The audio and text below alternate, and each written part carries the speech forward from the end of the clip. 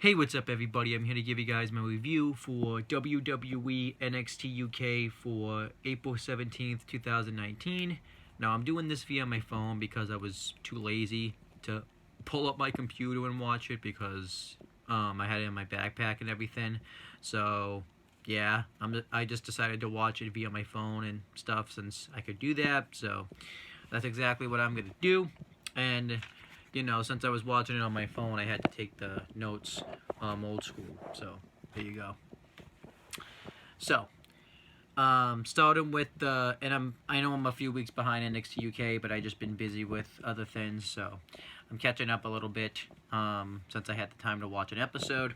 So, starting with the WWE.com exclusive, we had Gallus do a promo talking about which it really was just the Coffee Brothers, but they talk about how Gallus is going to take over New York because they've taken over everywhere else that they've been going to, and that when they're in New York, they're not just going to take a half bite of the apple. They're going to take the bite of the whole apple. It was actually a very good promo. I really liked it. And then we had the actual show itself. And the show was filmed in New York, obviously, because these were the tapings that they did for WrestleMania Access. And I do gotta say, I thought the crowd was much more lively for this version than the Royal Rumble Access show. So that was a positive, but I don't know how that long it's gonna last. I think it's like that too because more people, come all over the world come in for WrestleMania than the Royal Rumble. So you had some UK representation there, but I thought it was nice that they were more lively for this one because I was worried that it wasn't gonna happen. So I liked it, and they had it on the last episode, but I don't remember if I mentioned it because I did the review so long ago. They did change up the intro for NXT UK, which I think looks pretty cool. So the commentary team was Vic Joseph and Nigel McGuinness, as always.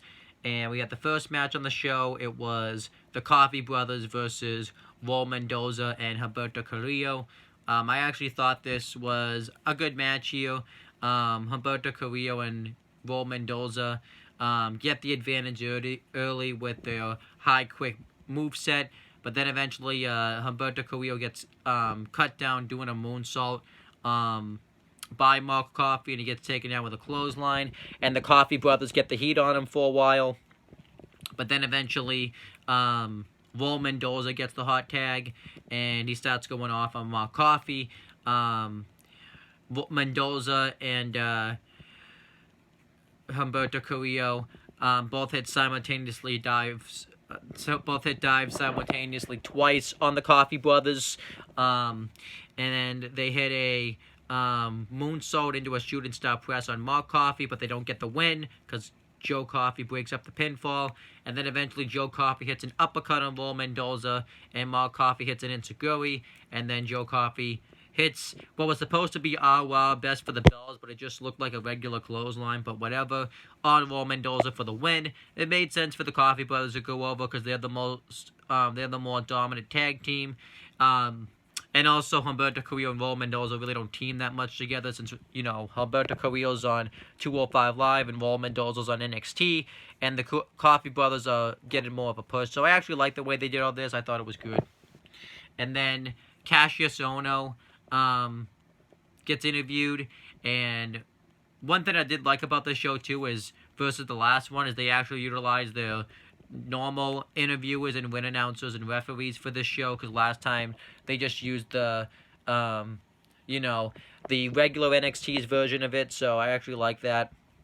And Cassius Ohno talks about how he's had a little bit of a bad start since coming over to NXT UK, but he said that even a broken clock is right twice a day, and says that he's still going to educate people on what it's like to on the craft of the UK wrestling scene, and he says that he's going to really start with Ligero because Ligero consistently talks about how he wrestled the most matches last year out of anybody else, and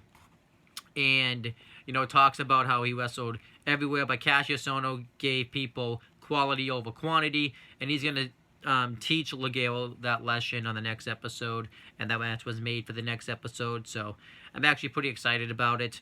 I think that actually would be a pretty good match, and I like Cassius Ohno's new gimmick in NXT UK. I think it fits. He's kind of like that foreign heel in a way, where he's trying to, teach people how to work the craft of NXT UK, so I like it.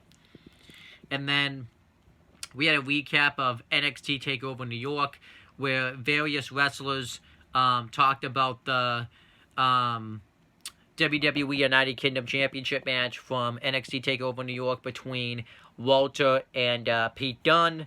It was people like Kenny Williams, Amir Jordan, Flash Morgan Webster, Mark Andrews. They all kind of praised the match. You even had, Kathy Kelly doing it. But then you had Fabian Aichner and Marcel Bartel, who weren't really that impressed with the match. You had, Jordan Devlin, who all he wants is a title opportunity against Walter. And Walter comes up and has like a little face-off with him. And that was that. So that's probably setting up that match in the future. But other than that, I actually thought this was a very well-done video package. I thought it was nice. Because these shows clearly took place, after... actually, I don't know if they took place after, NXT TakeOver New York, I really don't know. Maybe, because then I could say, why would they talk about it then? But they really didn't talk about it in front of, like, the live crowd. It was more done in video package, so I don't really know if these were done, after NXT TakeOver New York, so, yeah. Then we had the next match. It was Kona Reeds versus Dave Mastiff. This was kind of, an NXT versus NXT UK match. I thought it was decent. Eventually Dave Mastiff gets the win with the Bomber, which is like the Ronin Cannonball in the corner. But I thought it was a decent match. I thought it was a nice way to make Dave Mastiff look strong, so I thought it was fine. Then Flash Morgan Webster and Mark Andrews do a promo. And they talk about Mustache Mountain, and they say that they want to be the, first ever champions just in all of WWE from wherever they're from. And that was basically it. They kind of, talked about, how they want to just go straight to the top. So I liked it. It sets up their match for the next episode, and I really can't wait for that match. I think it'll be awesome. And then Dave Mastiff gets interviewed, and he gets asked about his dominant performances. And Wolfgang comes up and says that he hasn't faced anybody like him. So Dave Mastiff pokes fun at him because he's consistently hiding behind the Coffey Brothers. And this leads to them getting into an altercation backstage. They has to get broken up. So I like this. It's a nice way to... it's setting up a future matchup, so I really liked it. And I really want to see Wolfgang versus Dave Mastiff. I think that would be, a really good big man match. Then we had Casey Catanzaro versus Rhea Ripley. This was a rematch from the Mae Young Classics, and I thought it was a decent match. Casey Catanzaro hit a lot of really nice athletic moves onto Rhea Ripley, but eventually Rhea Ripley hits the Riptide, which the way that Casey Catanzaro sold it looked absolutely awesome. Afterwards, she attacks Casey Catanzaro even further by putting her in the reverse cloverleaf, and that was pretty much that. And then she's backstage, and Rhea Ripley's talking shit to her, saying that she shouldn't have come to her brand. And Piper Niven pops up, and this causes Rhea Ripley to back down. So I think they're building to that match. I don't think they're going to do that match, anytime soon, because I think they want to wait until they're in the UK to do that match. But so I really can't wait to see, though, Piper Niven versus Rhea Ripley. I think that would be an awesome match. And then Ginny gets interviewed about her NXT UK Women's Championship loss, but she doesn't say anything, which I thought was fine. And then we had the main event match on the show, which is probably the last thing the live crowd saw. It was the Grizzled Young Veterans versus Kenny Williams and Amir Jordan, because the Grizzled Young Veterans laid out an open challenge from anybody in the NXT, any tag team in the NXT UK roster to come out and face them. But it was none other than Kenny Williams and Amir Jordan. The Grizzled Young Veterans, which was just mainly Zach Gibson doing the talking, do a little promo talking about how they're the greatest champions in WWE, and they have a fine match. They get the heat for a while onto Kenny Williams. Kenny Williams hits a wicked big boot onto Zach Gibson, and they did like a storyline where his ear was injured at the previous you know, Royal Rumble Access tapings, because that's the last time he had a match, and this was his first match back, so he kind of sold that. And then Amir Jordan gets the hot tag, and Williams and Jordan are doing really well. So the champions just walk off and leave and lose by countout. And I actually like this. You know, it's a way to set up for a title match without having the champions really lose. And I kind of think it makes sense for the characters that they would do that. So I actually kind of liked the way they did this. And then we had the closing moment of the show, which I don't think the live crowd saw. I think it was just us, which was Pete Dunne's exclusive video. This was like his first promo since losing the WWE United Kingdom Championship.